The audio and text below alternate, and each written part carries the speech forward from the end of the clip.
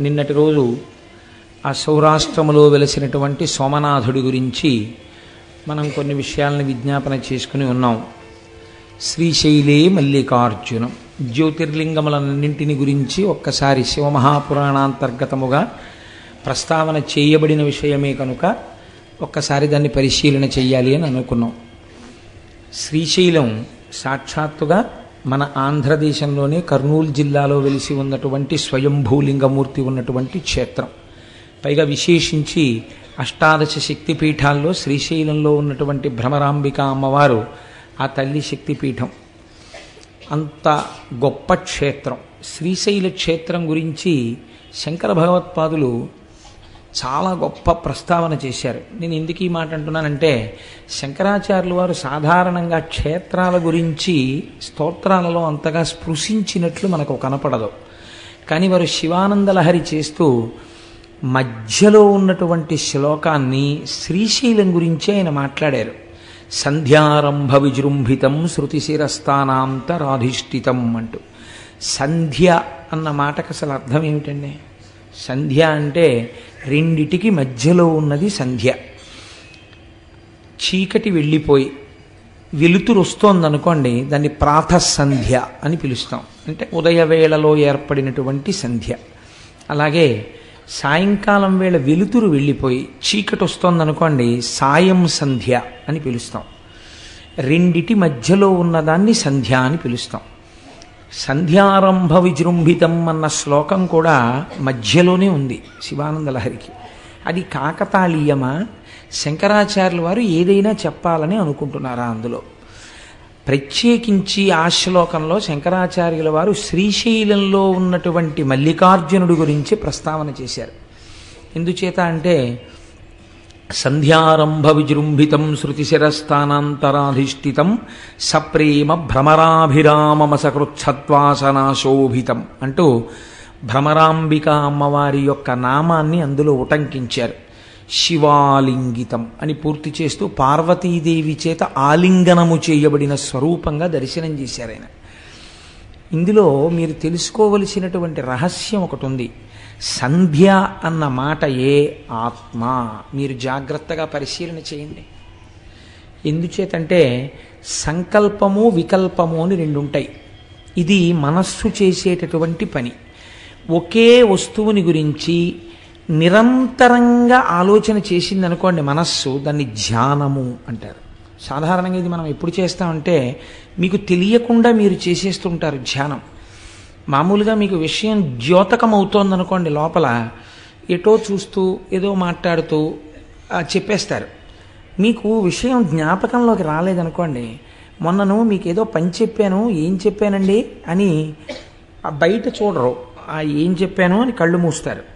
కళ్ళు మూసుకోగానే మీరు జ్ఞాననేత్రం మీద ఒక్కసారి ధ్యానం చేశారన్నమాట ఆ వస్తువు గురించి. ఆజ్ఞాచక్రం మీద మనస్సు పెట్టగానే అది జ్ఞాపకానికి వస్తుంది. ఇది లౌకిక విషయాల్లో మనం చేస్తూ ఉంటాం. నిజంగా ధ్యానంలోకి అన్వయం చేసుకోవడం మనకి చేత కాదు. చేసుకుంటే చాలా అందంగా ఉంటుంది. ఇప్పుడు ఈ మనస్సులోంచి ఒక సంకల్పం వస్తుంది. అది ఏదో ఒక్క విషయం గురించే మాట్లాడింది అనుకోండి, అది చాలా గొప్ప విషయమై కూర్చుంటుంది. అలా మాట్లాడదు అది. మీరు ఎప్పుడైనా మనస్సుని పరిశీలన చేయండి.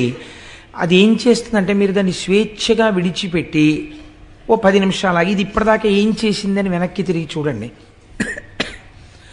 ఒక్క విషయం గురించి మాట్లాడదు. కాసేపు రేపు నేను ఇదొకటి చెయ్యాలి కదా, రేపు ఓంకార క్షేత్రం గురించి వస్తే గొప్ప విషయమే, భగవంతుడి గురించి ఆలోచించినట్టు అవుతుంది. రేపు నేను ఆ పని మీద వెళ్ళాలి, ఆఫీసులో ఈ పని రేపు పూర్తయిపోతుందా, రేపు ఫలానా వాళ్ళకి ఫోన్ చేద్దాం అనుకున్నాను, అదో పని చేయాలి, తర్వాత నేను బట్టలు దర్జీకి ఇచ్చి చాలా రోజులైంది, అవి తెచ్చుకోవడం మర్చిపోతున్నాను, ప్రతిరోజు అదొకటి తెచ్చుకోవాలి. ఇప్పుడు ఎన్ని విషయాలు ఆలోచించింది? అది ఏ ఒక్క విషయం మీద ఎడతెగని ఆలోచన లేదు. ఇలా ఇలా ఇలా ఇలా ఇలా ఇలా ఎగురుతుంది వస్తువుల మీద. అది దానికి ఉన్నటువంటి స్వభావం మనస్సుకి. ఇటువంటి మనస్సు ఒక ఆలోచన చేసి ఆ ఆలోచనను వదిలిపెట్టి ఇంకో ఆలోచన వైపుకి వెళ్ళాలి. చాలా జాగ్రత్తగా ఆలోచించండి. ఈ రెండు ఆలోచనల మధ్యలో ఏముంది? ఆత్మ ఉంది, మనస్సు లేదు. మళ్ళీ అది ఎక్కడి నుంచి పుట్టాలి? ఇంకో సంకల్పం. ఆత్మచేత ప్రకాశిస్తున్న మనస్సులోంచి ఇంకో సంకల్పం పుట్టాలి. రెండు సంకల్పాల మధ్యలో ఉన్నదేదో అది సంధ్య. ఆ సంధ్య ఆత్మస్వరూపం. ఆ ఆత్మస్వరూపం జ్యోతిర్లింగమైన మల్లికార్జునుడు. కాబట్టి శివానందలహరిలో మధ్య శ్లోకం సంధ్యారంభ విజృంభితం. అది శంకరాచార్యులు వారి ప్రజ్ఞ. ఎంత గొప్పగా వారు అన్వయం చేశారో చూడండి. ఇటువంటి శ్రీశైల క్షేత్రం మన ఆంధ్రదేశంలో ఉండడం మన అదృష్టం. నిజానికి ఆ ఉన్నటువంటి క్షేత్రము పరమేశ్వరుడు వెలిసినటువంటి కొండ పేరు శ్రీగిరి. మనం ఎవరినైనా గౌరవవాచకంతో పిలవాలి అనుకున్నప్పుడు శ్రీకారం చుడతాం పక్కన. శ్రీ దొరగారు, శ్రీ ఏదో ఇంకొకరు అని శ్రీకారం చుట్టి పిలుస్తాం. ఆ శ్రీకారం వేశామంటే వారిని గౌరవించి పిలిచాము అని. ఈ శైలమునకు ముందేమనుంది? శ్రీశైలము. దాని పేరు శ్రీగిరి. మిగిలిన కొండలు బోలెడన్ని ఉన్నాయి. ఏ కొండకైనా ఇలా ఉందా పేరు? ఉంది. దేనికి ఉంది? తిరుమల. తిరుమల కూడా శ్రీశైలమే. అందుకే వరాహ పురాణంలో శ్రీశైలే పూరయిష్యామి కించిత్ కాలాదనంతరం అన్నారు వెంకటేశ్వరుడు. శ్రీశైలములు రెండు. ఒక శ్రీశైలము తిరుమల. తిరు అంటే ద్రవిడ భాషలో గౌరవవాచకం, శ్రీకారం. తిరుమలై, మలై అంటే కొండ. శ్రీశైలము సంస్కృతంలోకి చెప్తే ఇది శ్రీశైలము. అక్కడ కరచరణాదులతో ఉన్నాడు, ఇక్కడ లింగమూర్తిగా ఉన్నాడు. రూపరూపిగా ఉన్నది ఒక్క పరమాత్మే, రెండుగా భాషిస్తున్నాడు. ఇక్కడ ఉన్నటువంటి శ్రీశైలము, ఆ కొండ పేరు శ్రీగిరి. ఈ శ్రీగిరి అన్న పేరు ఎందుకు వచ్చింది అంటే దాని గురించి స్థల పురాణం ఒక మాట మాట్లాడింది. ఒక భక్తురాలు నేను ఈ కొండగా మారాలని కోరుకున్నది కాబట్టి ఆమె శైలముగా మారినది అని కాదు. దాని యొక్క తాత్వికమైన రహస్యం వేరు. కొన్ని పరమ పవిత్రమైనటువంటి కొండలు ఉంటాయి. ఈశ్వరుడు కోరి కోరి అక్కడ స్వయంభూగా వెలుస్తాడు. అలా వెలియాలంటే అది ప్రాకృతముగా ఉన్నటువంటి కొండ కాదు, దాని యందు ఏదో శక్తి ఉండాలి. మీరు చూడండి, మనకి ఒక మాట మాట్లాడుతుంటారు, శిలాభోగం స్థలాభోగం అంటారు. శిలాభోగం అంటే ప్రపంచంలో ఎన్నో శిలలు ఉంటాయి. ఏదో ఒక శిలని పట్టుకొచ్చి ఒక ఆయన చెక్కుతాడు, ఓ గుళ్ళో పెడతాడు. దానికి ఎన్ని అభిషేకాలో ఎన్ని పూజలో అది మూర్తి అయిపోయింది, శిలాభోగం. అంతకన్నా గొప్ప మూర్తిని చెక్కి ఇంకో గుళ్ళో పెడతారు, ఆ గుళ్ళోకి వెళ్ళేవాడు ఉండడం. శిలాభోగం అంటే దానికి లేదా అదృష్టం రారు ఇక్కడికి భక్తులు అంటారు. స్థలాభోగం, మీరు కొన్ని కొన్ని స్థలాలు చూడండి, మహాత్ములు అడుగుపెట్టిన వేళా విశేషం ఏమిటో తెలియదు కానీ నేను విశాఖపట్నంలో చూశాను అలాంటి ఇల్లు. ఒక ఇల్లు ఉండేది, అంటే మా బంధువులే ఉండేవారు అందులో, అందుకని నాకు తెలుసు. చీకటి గుహ ఎలా ఉంటుందో గదులు అలా ఉండేవి ఆ ఇంట్లో. అంత చీకటి, అంత అలా ఉండేవి ఆ గదులన్నీ కూడాను. కానీ ఆ ఇంట మంగళతోరణం కట్టి మళ్ళీ మంగళతోరణం ఎండిపోయింది తీయడానికి టైం ఉండేది కాదు, మళ్ళీ తోరణం కట్టేసేవారు. ఎప్పుడూ శుభమే. ఆ ఇంట్లో ఎంత చిత్రం అంటే ఏదైనా శుభకార్యం జరగట్లేదంటే ఆ ఇంటికి వెళ్ళి ఓ 4 రోజులు ఉంటే శుభకార్యం అయిపోయేది. స్థలాభోగం, మీరు ఏమని చెప్పగలరు దానికి? స్థలాభోగం అనాలంతే. అంటే ఆ ఇంటికి ఏదో మహత్తరమైనటువంటి ఓ పెంకో ఏదో వచ్చేసింది అనమాట. ఆ స్థలం అటువంటిది. మనకి తెలియదండి ఒక్కొక్కసారి ఆ స్థలం అంత శక్తివంతమైందని మనం కనిపెట్టలేము, పెద్దలైతే కనిపెడతారు. శంకరాచార్యుల వారు పాదచారి అయి నడుస్తున్నప్పుడు ఒకానొక చోట వారు ఎండ నుంచి సేద తీరడం కోసమని కూర్చున్నారు. మంచి రోహిణీ కార్తె. అటువంటి సమయంలో ఒక కప్ప నీటిలోకి దూకలేకపోయింది, ఆ ఎండకి శోషించిపోయింది. పక్కన పుట్టలో ఒక పెద్ద నాగుపాం ఉంది. ఆ నాగుపాం పాకుతూ వచ్చి కప్పని మింగుతుందని శంకరాచార్యుల వారు చూస్తున్నారు. అది పడగ పట్టి ఆ పడగ నీటిలో కప్పకి విశ్రాంతినిచ్చింది. విశ్రాంతి తీసుకున్న కప్ప నీటిలోకి దూకింది. వెంటనే శంకరాచార్యుల వారు అంతర్ముఖులై చూశారు, ఒక నాగుపాం కప్పకి ఎందుకు పడగ పట్టింది, కాబట్టి ఈ స్థలానికి ఏదో ప్రాముఖ్యత ఉండాలి అని. అప్పుడు వారు లోపల అంతర్ముఖులై చూస్తే అది ఋష్యశృంగ మహర్షి తపస్సు చేసిన ప్రదేశం. అందుకే అక్కడ జీవులకు ఒకదాని పట్ల ఒకదానికి శత్రుభావన లేకుండా చెనకకుండా అంత సంతోషంగా కలసిమెలసి ఉంటున్నాయి. ఇంత పరమ పవిత్రమైన భూమి కనుక ఇక్కడే నేను మొట్టమొదటి పీఠాన్ని పెడతానన్నారు. అదే ఇవాళ మనం ఆరాధన చేసేటటువంటి శృంగగిరి పీఠం కర్ణాటకలో. కాబట్టి స్థలాభోగము ఉన్నదా లేదా? ఉన్నది. శ్రీగిరి అన్నప్పుడు అందులో శ్రీ శకార రకార ఈకారములు ఉన్నాయి. షకార రకార ఈకారములుంటే శ్రీమాత అని ప్రారంభమైంది లలితా సహస్రనామం. ఆ మూడక్షరాలు బ్రహ్మశక్తి, విష్ణుశక్తి, రుద్రశక్తి, ఈ మూడు శక్తుల్ని తెలియచేస్తాయి. ఈ మూడు శక్తులు ఉన్నటువంటి కొండ, ఈ మూడు శక్తులు మమేకమైన శక్తి రూపిణి భ్రమరాంబిక, అందుకని శక్తిపీఠం. ఇప్పుడు ఆ కొండ మీద అడుగు పెట్టిన వాడికి సరస్వతీ కటాక్షం కావాలా, లక్ష్మీ కటాక్షం కావాలా, జ్ఞానం కావాలా? నువ్వు అడగక్కర్లేదు, నోరు తెరిచి నీకేది కావాలో అది ఆ కొండలోంచి ప్రసరిస్తుంది. అంత శక్తివంతమైన స్థలం అది, అంత శక్తివంతమైన కొండ ఆ కొండ.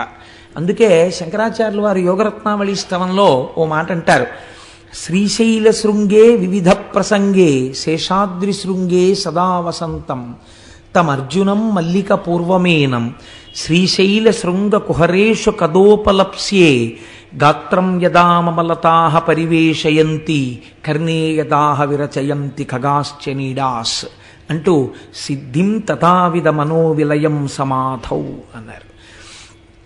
శ్రీశైలంలో తొందరగా మనస్సు లయమైపోతుంది అంటారు.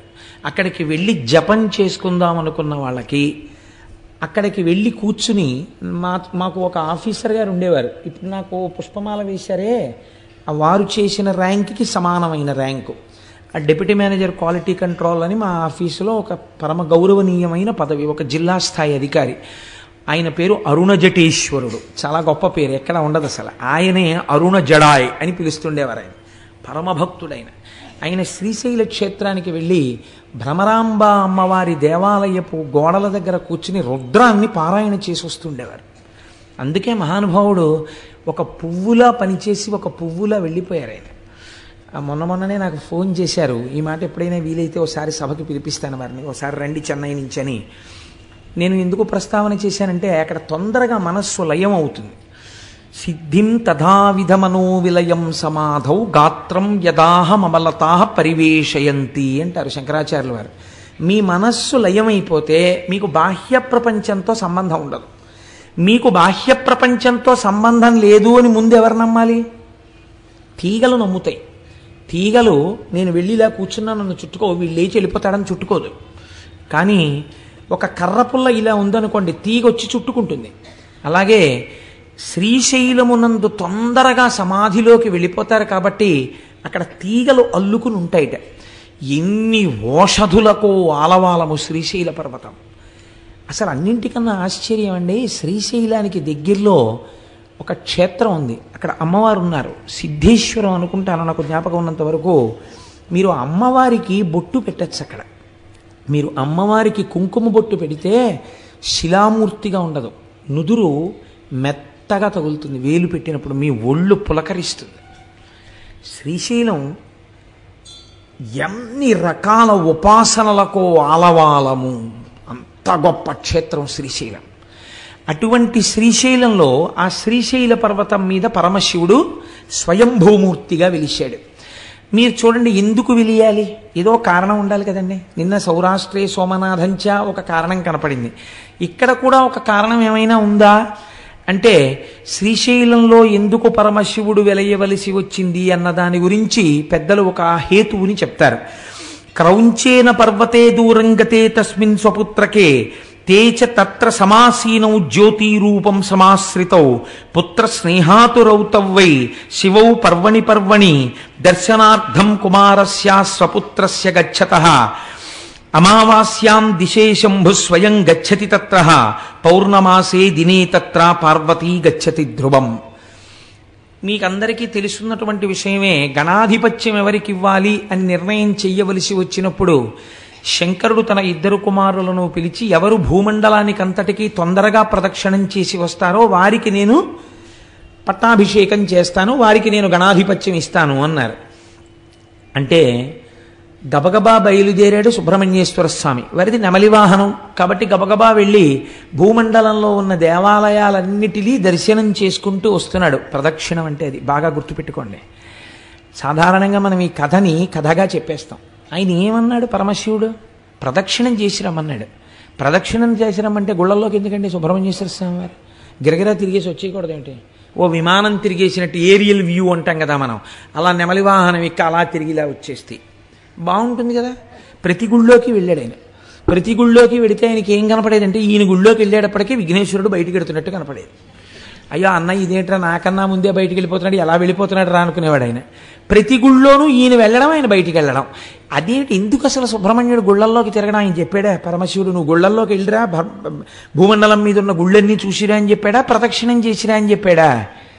ప్రదక్షిణం చేసిరా అని చెప్పాడు. ప్రదక్షిణం చేసిరా అంటే గుళ్ళల్లోకి ఎందుకండి వెళ్ళడం? అదే ప్రదక్షిణం అంటే. ప్రదక్షిణం అంటే ఏమిటో తెలుసా అండి? దేవాలయంలో ప్రదక్షిణం చేసేటప్పుడు లోపల ఉన్న మూర్తి మిమ్మల్ని పరిశీలన చేస్తాడు.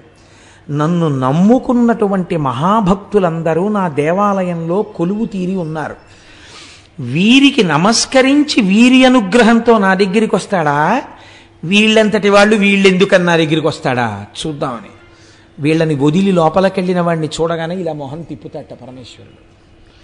కాబట్టి మీకు ఆ ఈశాన్యలింగం అని ఉంది అరుణాచలంలో.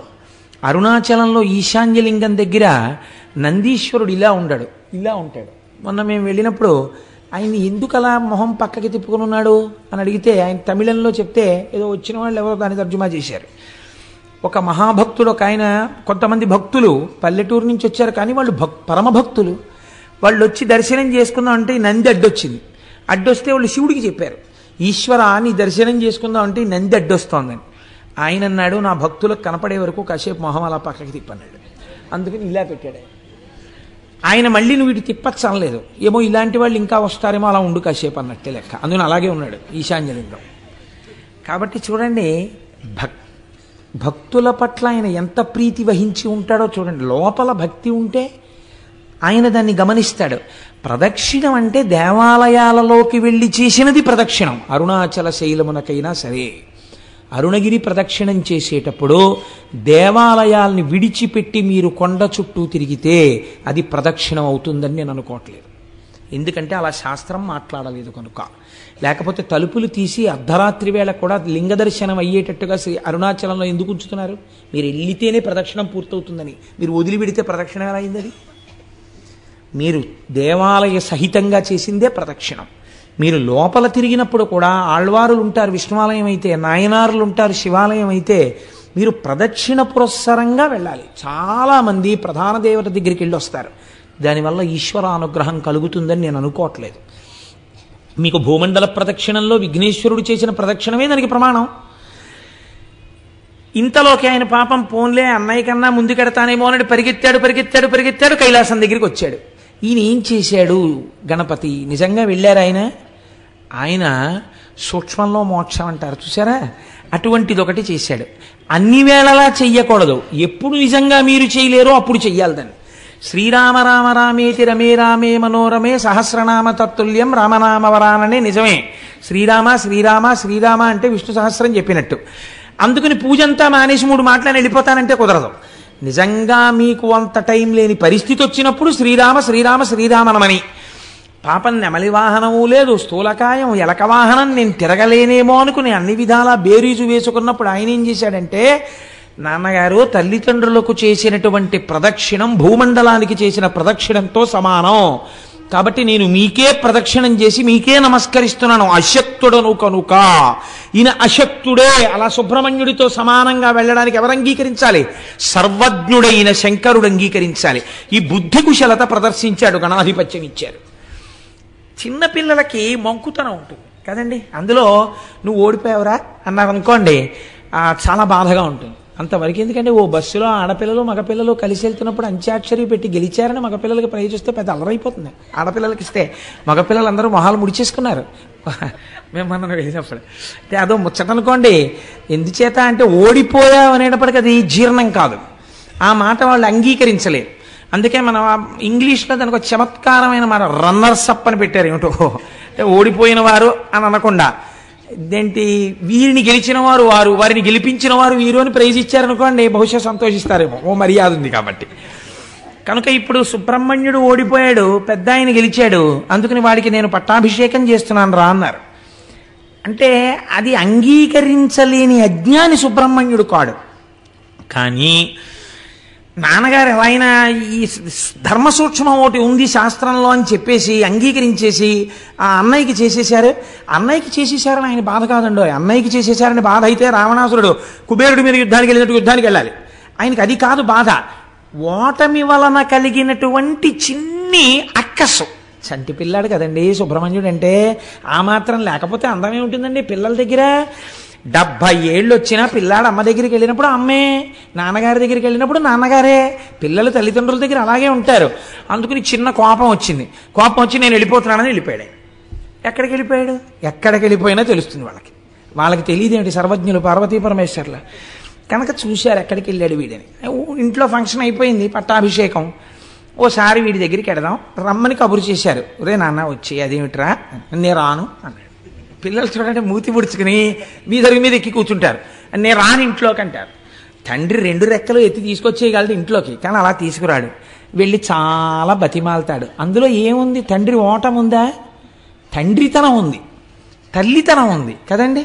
ఇప్పుడు మీకు శ్రీశైల క్షేత్రం వింటే ఏమర్థం అవుతోంది? శివలింగాన్ని చూడగానే మీకు ఎంత పులకరింత రావాలి, నువ్వు మా తండ్రివి. అందుకని కదా ఇంత బతిమాలడమా సుబ్రహ్మణ్యుడి కోసం. అందుకని పార్వతీ పరమేశ్వరులు ఇద్దరూ కైలాస పర్వతం నుంచి సుబ్రహ్మణ్యుడి కోసం వచ్చారు. చూడండి, ఈ అరుగు మీద పిల్లాడు కూర్చుంటే దెబ్బలాడిన నాన్నగారి మీద కోపం వచ్చి పిల్లాడు అక్కడ కూర్చుంటే నాన్నగారు వెళ్ళి ఇలా పక్కన కూర్చుని ఏదో చెప్దాం అనుకునే వాళ్ళకి వాళ్ళు లేచి మళ్ళీ ఈ అరుగు మీదకి వెళ్ళిపోతాడు. అలా సుబ్రహ్మణ్యుడు ఓ 24 క్రోసులు ముందుకు వెళ్ళిపోయాడు. వెళ్ళిపోతే శంకరుడు ఎక్కడికి వెళ్ళి కూర్చున్నాడు? ఆయన వెళ్ళి మల్లెతీగల చేత చుట్టుకోబడినటువంటి ఒక అర్జున వృక్షం కింద ఆయన కూర్చున్నాడు. ఆయన వెడితే అమ్మగారు ఊరుకుంటుంది ఏంటి? ఆవిడ మహాపతివ్రత. ఆవిడ కూడా గబగబా వెళ్ళింది పక్కకి. వెళ్ళి ఆవిడ కూర్చుంది. ఏమిటండి వీడు మంకుతనం? మీ అంతటా ఆయన అసలు ఏం బొత్తిగా బుద్ధి లేదేం, చిన్నవారా చితకవారా? ఏమిటి మీ పెద్దరికం తెలుసుకోకుండా ఏమిటి మీరే బతిమాలు వస్తే వాడు వెళ్ళిపోవడం ఏమిటి అంది. పోన్లేదు పిల్లాడు అన్నారు. అని మొట్టమొదట అమావాస్య రాగానే చీకటి కదా, కొత్త ప్రదేశం కదా, ఒక్కడు ఎలా ఉన్నాడో ఏమిటో అని ముందు శంకరుడు వెళ్ళాడు. వెళ్ళి అయిపోయింది, అప్పటికి ఆలక తీరిపోయింది. వెళ్ళిపోయి అదే దండాయుధపాణి అంటారు ఆయన. వెళ్ళి ఆ పిల్లాడి దగ్గర కూర్చుని ఏంట్రా నాన్న ఇలా వచ్చావు అంటే అప్పటికి ఆయన మహాజ్ఞానిగా నిలబడ్డాడు. అంటే కోపం పోయింది. ఆ క్షేత్రం మనం దర్శనం చేస్తాం. అందుకే ఈయన అమావాస్య నాడు వెళ్ళి దర్శనం చేసి వస్తారు. ప్రతి పౌర్ణమి నాడు అమ్మవారు వెళ్ళి దర్శనం చేసి మళ్ళీ వస్తుంటుంది శ్రీశైలానికి. పిల్లాడికి దగ్గరలో ఉన్నామనిపించుకోవడానికి అక్కడే ఉండి చక్కగా ఇద్దరిని చూస్తూ సుబ్రహ్మణ్యుణ్ణి చూసుకుంటూ ఎలాగో వచ్చాం కదా ఈ క్షేత్రానికి, ఇక్కడ చక్కగా ఈ మల్లె చెట్టు కిందకు వచ్చాం కదా అని పిలిచారు. ఎవరు ప్రార్థించారని పిలిచారు? ఇందులోనే మీరు శ్రీశైలానికి సంబంధించినటువంటి ఒక గొప్ప రహస్యాన్ని పట్టుకోవాలి. సుబ్రహ్మణ్యుడు అలిగితే తండ్రితనం చూపించి వచ్చాడైన. సుబ్రహ్మణ్యుడు అలిగితే తల్లితనం చూపించి వచ్చాడైన. మీరు కూడా అలక చేతనో అజ్ఞానం చేతనో అబ్బెబ్బే భగవంతుడు ఎక్కడండి, అన్నీ నేనే ఈ శరీరం చూపించుకుని భగవంతుడికి దూరం అయిపోయాం మనం కూడా కదండి. ఇలా దూరం అయిపోయిన వాళ్ళు ఎవరైనా ఉంటే వాళ్ళ దగ్గరికి నేనే వెళ్ళిపోతానని చెప్పొచ్చి ఆయన శ్రీశైలంలో కూర్చున్నాడు. దూరం అయిపోయిన వాళ్ళని వెతుక్కుంటూ ఆయన వస్తే ఆయన మా అమ్మ నాన్నగారు అక్కడ కూర్చున్నారు అనుకుని మీరే శ్రీశైలం వెళ్ళారనుకోండి, ఎంత సంతోషపడిపోతాడండి. నా పిల్లలు చూడవే, కడుపున పుట్టిన వాడికన్నా వీళ్ళు నా పిల్లలే చూడు, నా కోసం వచ్చాడు అని పొంగిపోతాట. అందుకే శ్రీశైల మల్లికార్జునుడిది ధూళి దర్శనం. ధూళి దర్శనం అంటే మీరు కాకినాడలో బయలుదేరి శ్రీశైలం వెళ్లే లోపల ఓ 10 గంటలో 15 గంటలో నిద్రపోతారు. ఏ బట్టలో కట్టుకుని ఏ హోటల్లోకో వెళ్ళి అన్నం తినేస్తారు. ఆ పచ్చడి గిచ్చడి మీద పోసేసుకుంటారు. ఓ 2 మాటలు మూత్ర విసర్జన చేసేస్తారు. ఇంకో మాట అవసరమైతే ఇంకొక శంక కూడా తీర్చుకుంటారు. ఆ బట్టలతో శ్రీశైలం కొండ మీద కడతారు. వెళ్ళిన తర్వాత మీరు ఒక కాటేజ్ ఏదో తీసుకుని లోపలికి వెళ్ళి స్నానం చేసి శౌచంతో వెళ్ళి శివలింగాన్ని ముట్టుకున్నారనుకోండి, కొంచెం చిన్నబుచ్చుకుంటాడు ఆయన. ఏమిటంత శౌచంగా వచ్చాడు వీడు అని. మీరు ఆ శ్రీశైల క్షేత్రానికి వెళ్ళగానే కాళ్ళ నిండా మట్టి పట్టేసి కాళ్ళు కడుక్కోకుండా చేతులు కడుక్కోకుండా స్నానం చేయకుండా పూర్తి చేసుకున్న శరీరంతో అనగా దూరదేశం నుంచి వెళుతున్నారనుకోండి, ఎంత అశౌచం అండి. మరి మలమూత్ర విసర్జన చేసిన శరీరం ఎంత అశౌచంతో కూడుకున్నది. పైగా మీరు కొంతసేపు నిద్రపోయారు బస్సులో, రైల్లో. నిద్ర ఎంత అశౌచం వస్తుంది. ఎందుకంటే కొన్ని శరీరంలోంచి విసర్జింపబడవలసినవి బయటికి వస్తాయి. నిద్రపోతే పుసులు కడతాయి కళ్ళు. ఇటువంటివన్నీ ఏర్పడినప్పుడు మళ్ళీ స్నానం చేసి కానీ దేవాలయంలోకి వెళ్ళకూడదు. మీరు ఇన్ని అశౌచాలు దగ్గర పెట్టుకుని కాటేజీలో పెట్లు పారేసి ఈ మట్టి చేతులతో ఈ మట్టి కాళ్లతో వీలైతే ఇంకోసారి శ్రీశైలం కొండ మీద ఒక కప్పు టీ తాగకపోతే ఉండలేనని తాగేసి కాళ్ళు కడుక్కోకుండా శ్రీశైలం గుడి దగ్గరికి వెళ్ళి ధూళి దర్శనానికి వచ్చామండి అని లోపలికి వెళ్ళి ఈ మట్టి కాళ్లతో మోకాళ్ళ మీద కూర్చుని మట్టి చేతులతో శివలింగాన్ని ముట్టుకుని చెమట పట్టేసిన మొహంతో శివలింగం మీద తల తాటిస్తే పొంగిపోతాట ఆయన. వీడు రానా కొడుకంటట, సర్వకామ్య సిద్ధినిస్తాట. దీన్ని ధూళి దర్శనం అంటారు శ్రీశైలంలో. శ్రీశైలంలో మీరు అందుకే దేవాలయం దగ్గరికి వెళ్ళి ఫలానా చోటు నుంచి వచ్చామండి ధూళి దర్శనానికి వచ్చామంటే లోపలికి వెళ్ళిపోండి అంటారు. నేను ఎన్నో మాటలు శ్రీశైలంలో అలా ధూళి దర్శనం చేశాను. కాబట్టి ధూళి దర్శనం శ్రీశైలంలో చెయ్యాలి. ఎందుకు చెయ్యాలి అంటే, ఉదాహరణకి అంటే మీకు అర్థం అవ్వడం కోసం చెప్తున్నాను సుమండి. 10 మాటలు కోటేశ్వరరావు ఎందుకు స్వవిషయం ప్రస్తావన చేస్తాడు అని మీరు అనుకోకండి. నా కొడుకు ఎక్కడో దూరంగా ఉండి చదువుకుంటున్నాడు అనుకోండి. ఒక రాత్రంతా బెర్త్ మీద నిద్రపోయి ముందు రోజు 3 గంటలకి రైలు ఎక్కి ఏ రైల్వే స్టేషన్లో కనపడినటువంటి పదార్థమో ఎడం చేతిలో పెట్టుకుని కుడి చేత్తో తినేసి అవన్నీ మీద పడిపోయిన చట్నీ మరకలతోటి ఆ చెమట పట్టేసిన మొహంతో ఆ రైలు దిగి అనుకోకుండా వాడి ఇంటికి వచ్చి తలుపు కొడితే నేను వెళ్ళి ఇలా తలుపు తీశాను అనుకోండి. తలుపు తీస్తే నా కొడుకు కనపడ్డాడు అనుకోండి. ఏమిట్రా ఇలా వచ్చావు అనుకోకుండా అన్నాను అనుకోండి. నాన్నగారండి నాకు గత వారం మీరు కల్లోకి వచ్చారు నాన్నగారండి, అందుకని 2 రోజులు అనుకోకుండా సెలవులు వచ్చాయి, ఇక్కడ ఏదో స్థానికంగా ఎన్నికలు జరుగుతున్నాయి సెలవులు ఇచ్చారు, మిమ్మల్ని చూడాలనిపించి వచ్చేసాను నాన్నగారండి అన్నాడు అనుకోండి. అని నా కొడుకు నన్ను గట్టిగా పట్టుకున్నాడు అనుకోండి. నేను కూడా పుత్రగాత్ర పరిష్వంగం అని సంతోషంగా వాడిని నాన్న కల్లోకి వచ్చావా ఇంత కష్టపడి అని కౌగిలించుకుంటానా? దూరం స్నానం చేసిరా అంటానా? కౌగిలించుకుంటానంతే. తండ్రిగా మీకే ధూళి దర్శనం ఉంది కదండి. అంత దూరం నుంచి వచ్చిన కొడుకుని చూడగానే మురిసిపోయి కౌగిలించుకుంటున్నారే. శ్రీశైలలింగమునందు తండ్రితనం ఉంది. అందుకే మీరు అడిగారని రాలేదు, మీకోసం ఆయన వచ్చాడు. జగత పితరవ్ వందే పార్వతీ పరమేశ్వరవు ప్రతిరోజు వస్తాడు. అసుర సంధ్య వేళలో భూమండలం మీద నుంచి వెడుతుందిట నందివాహనం. అందుకే ఆ సమయమునందు చెయ్యకూడని పనుల జాబితా కొన్ని చెప్పింది శాస్త్రం. మీరు భాగవతంలో విన్నారు, పునః ప్రస్తావన అక్కర్లేదు. అటువంటి సమయంలో శ్రీశైల పర్వతం మీద మాత్రం ఒక్కసారి దిగుతాట పరమాత్మ. అంత పరమ పవిత్రమైన సమయంలో మీరు శ్రీశైలంలో ఉండి నిజంగా శ్రీశైల దేవాలయంలో కూర్చుని ఆ సమయంలో శివాష్టోత్తర శతనామ స్తోత్రాన్ని మీరు చదువుకుంటున్నారు అనుకోండి. చదువుకుంటుంటే అక్కడ దిగిన పరమాత్మ ఎంత పరవశించిపోతాడు. ఇన్ని పేర్లు పెట్టి నన్ను పిలుస్తున్నాడు రావిడని.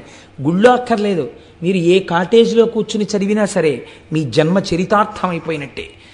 అందుకే శ్రీశైలంలో వెలిసినటువంటి పరమాత్మ ఒకరి ప్రార్థన చేత వెలియలేదు, స్వయంభూగా తనంత తాను వెలిశాడు.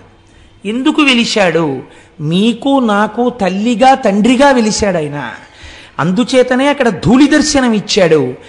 అందరికన్నా చేతకాని వారెవరో వారి చేత పూజలు అందుకుంటాడు. తెలుసా అండి?